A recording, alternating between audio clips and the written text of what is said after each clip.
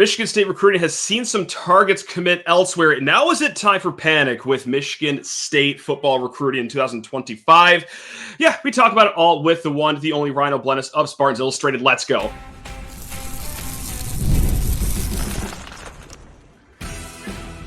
You are Locked On Spartans, your daily podcast on the Michigan State Spartans, part of the Locked On Podcast Network, your team every day. Today's episode is brought to you by Gametime. Download the Gametime app, create an account, and use code LOCKEDONCollege for $20 off your first purchase. Terms apply. Spartan friends, Spartan family, Locked On Spartans listeners, and also Spartans Illustrated readers too. That's right. It's Spartans Illustrated shirt day here on Locked On Spartans. Look at this. Rhino Blennis over there looking as dashing as ever in his shirt, and me, I'm just looking like the normal person that I am. Very underwhelming over here. But nevertheless, we're here repping Spartans Illustrated because they are the fine folks with all the great information, specifically about recruiting. Before we get into the chat, though, please rate, review, subscribe, comment below how you're feeling about the world of recruiting right now for Michigan State. And before we, just set sail and, set the table with all the conversation topics, Brian, tell us how you're doing, man. Is the offseason treating you okay? You able to relax? Oh, yeah. It's been a kind of nonstop whirlwind for me for I don't even know how long, several months. Yeah, right. Got a vacation coming up, heading to San Francisco, so going to try to figure out a way to unwind, which isn't really my thing. Get away from the screen time. We'll see how I actually do at that without my wife killing me. But yeah. And you didn't even stay on the shirt thing, so that's cool. Yeah, look at us go, man.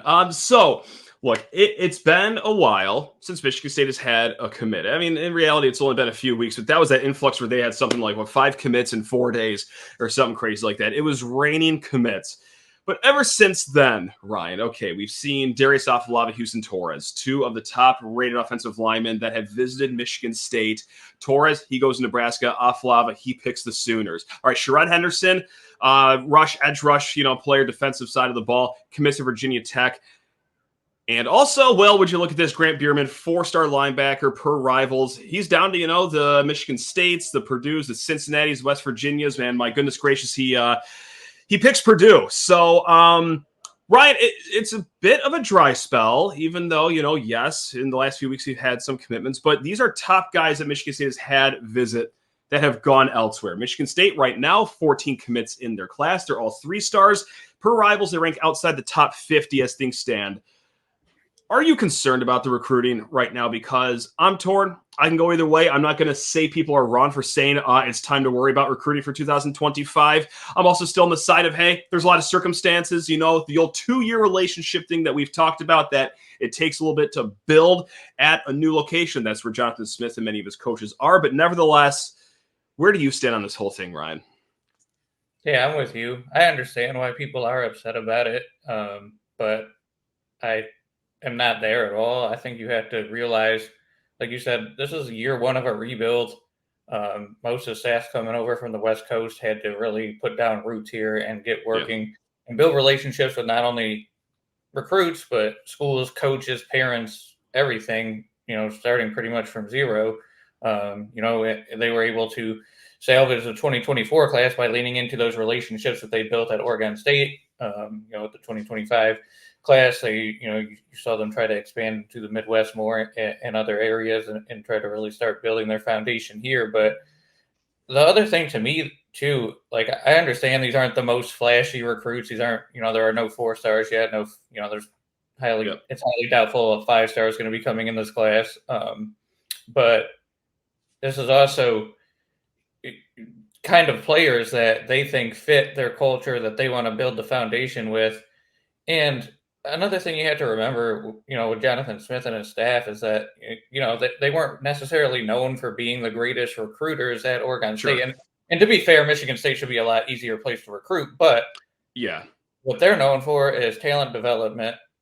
And just because, a recruiting service ranks a kid one way that they offer and they want to bring in, I think they've already proved many of these guys wrong before with their own evaluations and their ability, to see kind of like those diamonds in the rough and then develop them on the field. Like, there aren't many programs, there aren't many staffs that did more with less than this staff did at Oregon State.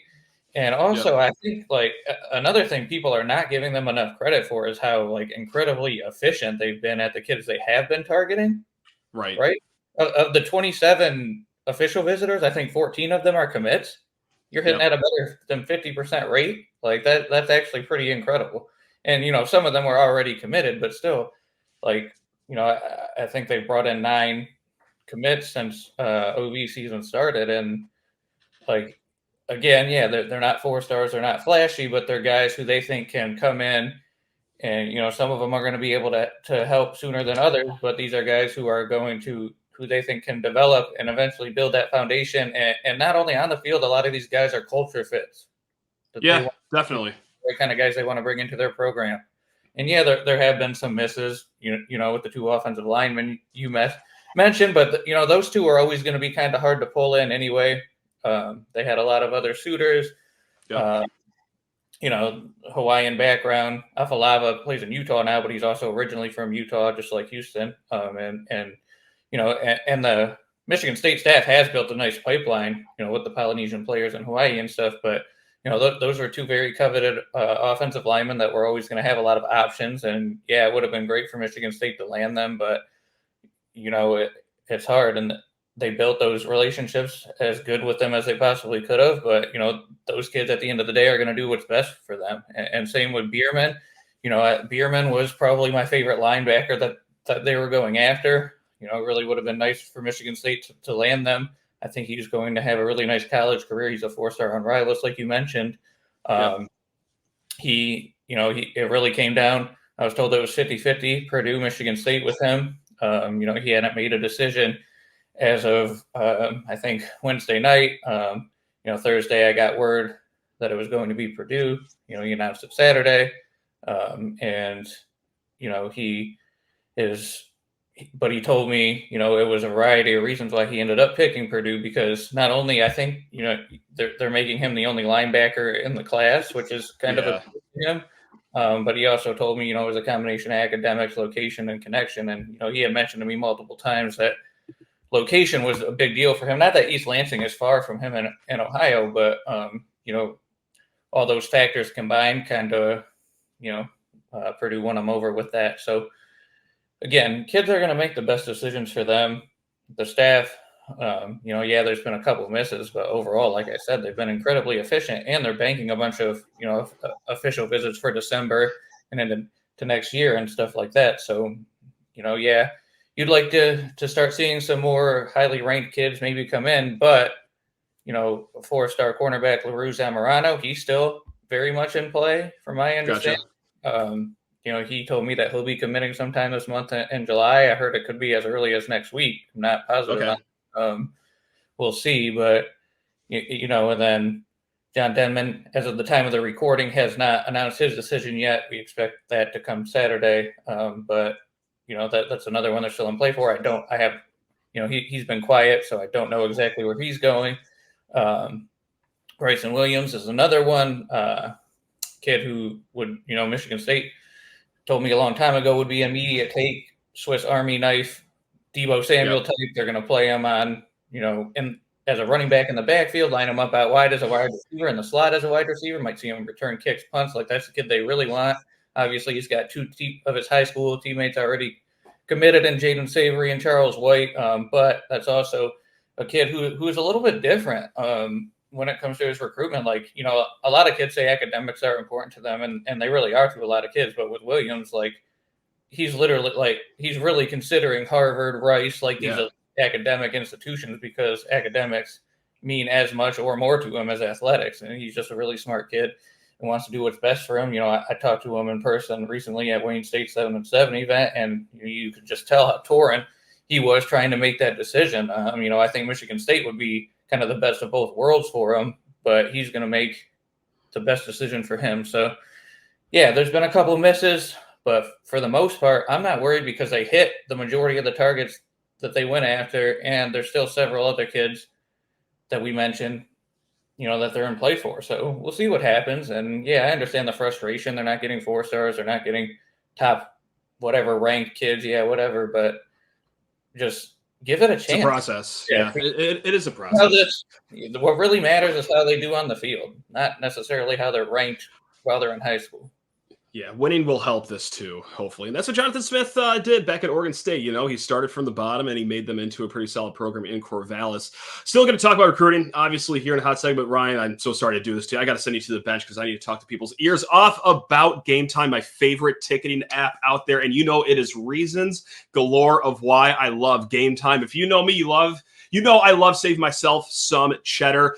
Well, Gametime loves doing that for you too. Their flash deals throughout the week if you know you're going to go to a ball game, a theatrical performance, a concert, a comedy show. If it has a ticket, well, hey, just hop on throughout the week. The flash deals will be there staring you directly in the face, or their last-minute deals too, guys. Let's say you're just walking right up to the stadium. You don't have tickets yet, but hey, you want some good tickets at a good price. Their last-minute deals will hook you up. And also one of the sneakier reasons I love Gametime, no shenanigans with them. Like, this isn't one of the apps where, okay, this is great, $12 tickets. Oh my goodness, how lucky am I? And then 15 clicks later, you finally get to the last page, and how do these tickets turn into $89 tickets with all the fees and the taxes and all this hullabaloo? No, they don't do that to you. It's 2 taps straight to your phone. They keep it simple. And hey, saving money immediately is also simple. Just download the Gametime app, create an account, and use code LOCKEDONCollege for $20 off your first purchase. Terms apply. Again, create an account, redeem code LOCKEDONCollege, all one word, for $20 off. Download Gametime today. It's last-minute tickets, lowest prices guaranteed. And let's drag him back on here. Legend, icon, Rhino Blennis of Spartans Illustrated. Just one thing really quick. Because I think that, you know, we've done a good job of the show of, like, you know, adding context as to why the class is what it is right now outside the top 50, 3 stars. Like, it's not the flashiest thing right now, but that's what Jonathan Smith historically did at Oregon State. He took lower-ranked guys, developed them, but also when you're setting roots in the Midwest, I know people don't want to hear it maybe, but it does take 2 years to develop relationships. We're going to get to 2026 recruiting here in a hot second, but yes, a little bit of a bummer. Still have a solid foundation of the class with 14 kids right now. They do have more official visits to burn in the fall should they try to flip any kids. You know that whole story, but not just to not sound like a total, you know, green and white slap you over here like I've been accused of when talking about recruiting. I am a little bummed about the interior offensive line recruiting. You had 3 guys on campus, which, hey, you know what? Those are the 3 guys you felt best about getting. We just talked about it. Ryan, you pointed out the stat. They had 27 official visitors. 14 of them were commits. They focus on the kids they think they can get. They got Drew Nichols out of California. Great. Awesome. But then Afalava and Torres obviously go elsewhere. It's like, man, 1 for 3, and those are the only 3 kids that you brought on here. Am I being too much of a baby right now, or is there reason to be like a little let down with how the offensive line recruiting went? Yeah, I mean, like I said, I definitely understand it. Like, those are the 2 big interior targets, Yeah. and especially a kid like Torres, who, you know, centers are hard to find, right? Especially one that ranked and as skilled as he is. And yeah, it would have been nice, but honestly, you know, Michigan State took a ton of offensive linemen last cycle, plus they got Andrew Dennis to transfer in, and he's essentially a 2024 kid. We're only looking at taking 2 to 4 offensive linemen this cycle. They already have 2 committed with Nichols and Bell. You know, Afalava and Torres would have been really nice too. You know, they're still going to work on getting others. You know, Nakai Wynn from Muskegon, he committed to Rutgers.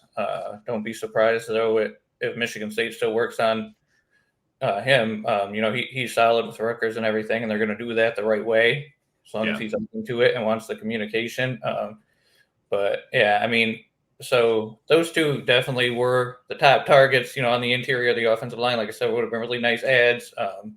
And really would have done a lot for, you know, how people look at this recruiting class, I think, rankings-wise and things like that. But I don't think internally they're really looking at it as, you know, there's a massive hole now when they might only take 2 or 3 offensive linemen in this class total.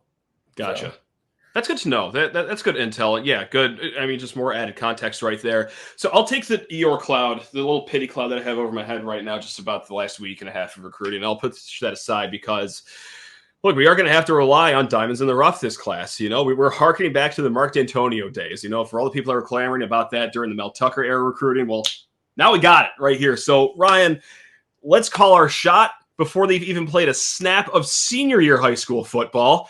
Let's just guess who's going to be the diamond in the rough of this class. I've got a name or two, but I'm curious. Who's your top guy or top guys for this class for diamonds in the rough, I should say? Man, there are quite a few that come to mind. I think Derrick Simmons is kind of a guy who he's kind of rose up the rankings now, but he was a guy who was kind of just hanging out, a little less known. MSU didn't even offer him until kind of later in the game, this summer, and then they brought him in and quickly able to wrap that up. But he was in the midst of taking like 4 or 5 total official visits, so that was a nice ad to get him in, and he was a big time priority for them on the defensive line. So I don't know if you can consider him a diamond in the rough now, since his ratings have kind of gone up, but he was one who I was looking at earlier. Like, yeah, wow, that's kind of a really nice ad. He's got a a track and field background. I think he throws both shot put and discus. Athletic guy like that, but I think the one guy who are really, I'd say the 2 other guys who I think are kind of flying under the radar in this class are tight end Emmett Bork. Have you seen how that guy's built? Yes. Just like you want a tight end to be built. That's how he's built. Yeah, right. And Michigan State was able to kind of like quickly lock him in right as his recruitment was really picking up. Yeah. And you pair him with Jaden Savory, who I just watched at 7-on-7, make some really nice plays in Detroit, and I think that's a nice kind of little tight end duo there.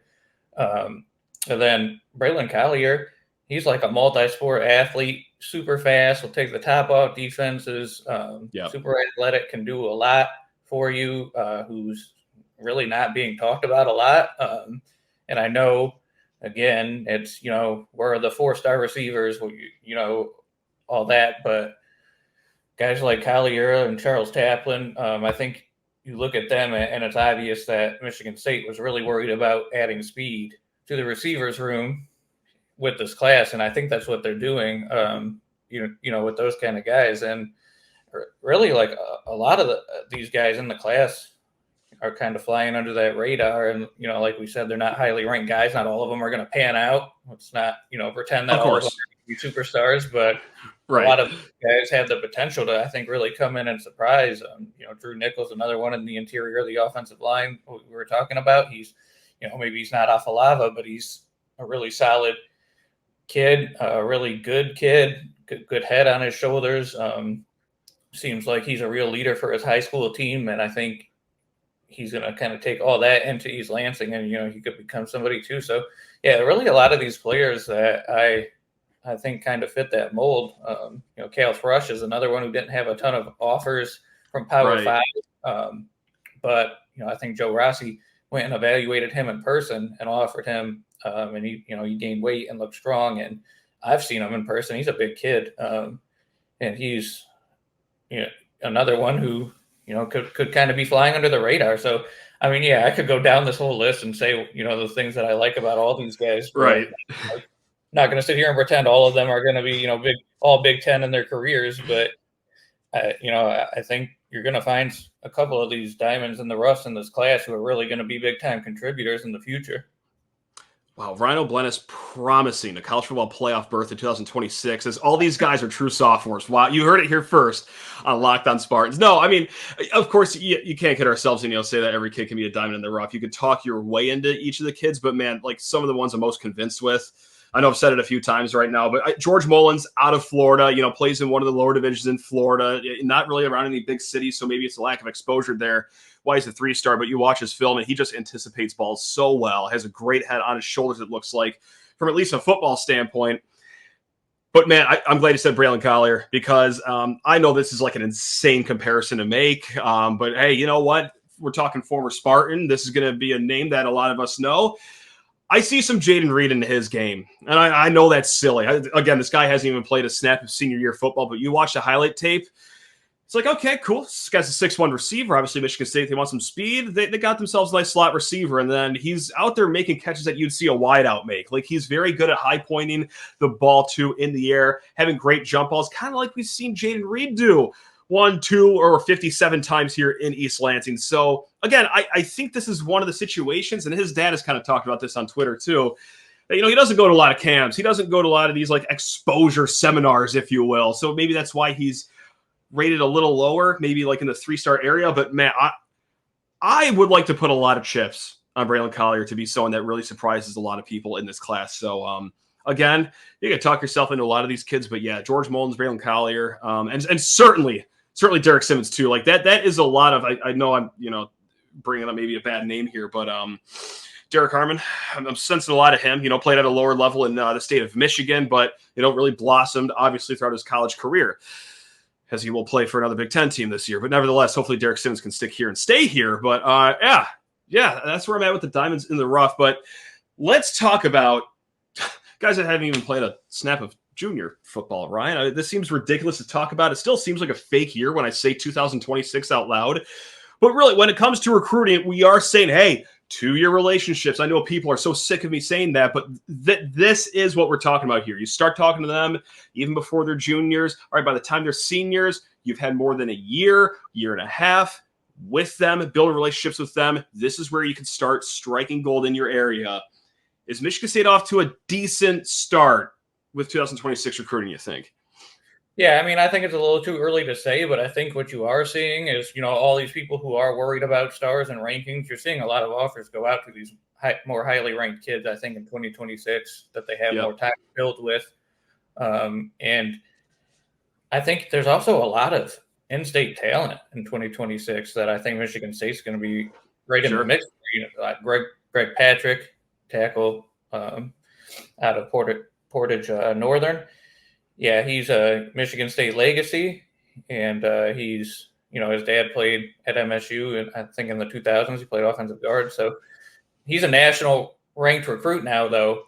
He's got a lot of other schools after him, so it's definitely not a sure thing there, and there's still a lot of time. Like, it's so early with a lot of these kids in their recruitment. You're seeing a lot of, on the national scale, a lot of 2026 quarterbacks come off the board lately, but for the most part, most of these 2026 kids are still going to be taking their time and kind of going through the process, taking all their visits and all that. And I think, not only Patrick, but you got 2 other in-state offensive linemen who are really good with a lot of offers, and Khalif Canty from Cavs Tech and Ben Nichols from Davison, also, very high on MSU, especially Davison too has been picking up a lot of national offers and kind of blowing up and getting out more on the national camps and the national scene. So, but he's super high on Michigan State too, always has been. And more schools are going to continue to enter the mix for him, but those are some schools that you can't really argue. And the tight ends in the 2026 class, super impressive too. Gotcha. In the state of Michigan, like Lincoln Keys, got an MSU offer already. His parents are both Spartans. He's been really blowing up lately with offers from some big time programs. I think he's recently got like Ohio State and Alabama and stuff. But again, built an advantage of being an in-state kid. His parents are alums. We'll see what happens. Again, far too early to say anything. He's going to be at Spartan Dog Con at the end of the month. And Jack Janda is another tight end, 2026 in-state. Very good player. A lot of schools after him. In-state also will be at Spartan Dog Con. MSU's been building, or the new staff's been building with him. He was one of their early offers when he was still at Orchard Lake. Married him. Since then, he's transferred to Detroit Catholic Central, but they've kept that relationship going and strong. And there's another in-state tight end. I don't know that Michigan State's offered yet, but Lincoln Watkins, he's another one who's really kind of blowing up. So the tight end talent on the, in the state of Michigan for 2026 and the offensive tackle talent is looking really good. MSU will be bringing in several other 2026 kids for Spartan Dog Con at the end of the month. David Davis, he's a 4-star athlete out there from, I believe, Pennsylvania. And they got a couple other cornerbacks coming in, and Cameron Hamiel and Rashad Holland both have offers. Jamarcus Weiss, he's a defensive tackle who I believe was recently offered. He's going to be there.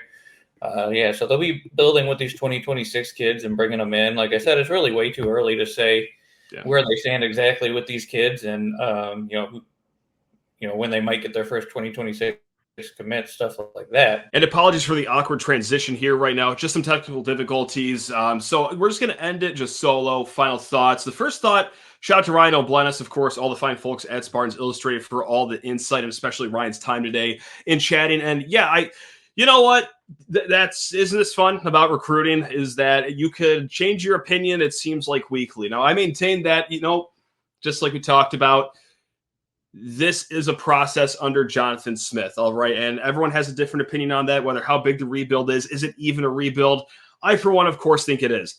This is what has to happen. Yes, last year they were able to sign that top 35 class, all right? But a lot of that was predicated on kids that he took from the Oregon State class and carried over. Now he's in a new region, all right? He's trying to make inroads with a lot of Midwest schools, specifically in the state of Michigan, too. That's going to take a little bit of time. What's going to help that is, of course, just making those relationships, putting your name out there, your face out there, but also winning. Winning solves a lot. So between right now and then, hey, the 2026 class that might get a little better than the 2025 class as far as rankings go, of course. And, while we wait for the wins to pile up, I think there's something to be said about this, too, is that, hey, not too far in the past, right before this recruiting season started, Michigan State had a really strong transfer portal class, okay? And, well, we just talked about in the first segment. We've talked about it in the last few shows, actually, that in the month of June, they burnt up just 27 official visits. Each program is allowed to have 70 official visits throughout the year, and that also counts towards transfers. I think this upcoming offseason, not to talk about, the offseason of a season that hasn't even happened yet, but look, I mean, when it comes to recruiting and everything, I think it's a very legitimate talking point, is that this is going to be another transfer-laden offseason right here. I mean, there are going to be some instant holes that you have to fill, so I think that a good bulk of the official visits that they still have in the pocket aren't just for trying to flip kids in the fall, but also transfer portal season. These will be important here. Again, it's a rebuild. This roster is far from complete. You're going to need instant impact guys. You're going to get that with upperclassmen in the next transfer portal cycle. So, yes, I get it. I get that, hey, a class outside the top 50 as we go into July right now, it's not the most fun, but there's patience to be had with a rebuild. Again, I'll say it for the thousandth time in the last few months. I think that is where we are at right now as things stand with Michigan State. So, yes, there's patience, but in the meantime, we could also look for, hey, another transfer portal class this upcoming season. Like it or not, that's just the way it's going to have to be here. So, folks, we will be back later this week with Al Karsten, the man, the myth, the legend. We talk about top returners from last year's team and also where's this pass rush going to come from. But until then, hey, have a great week. Love you all. Go Green.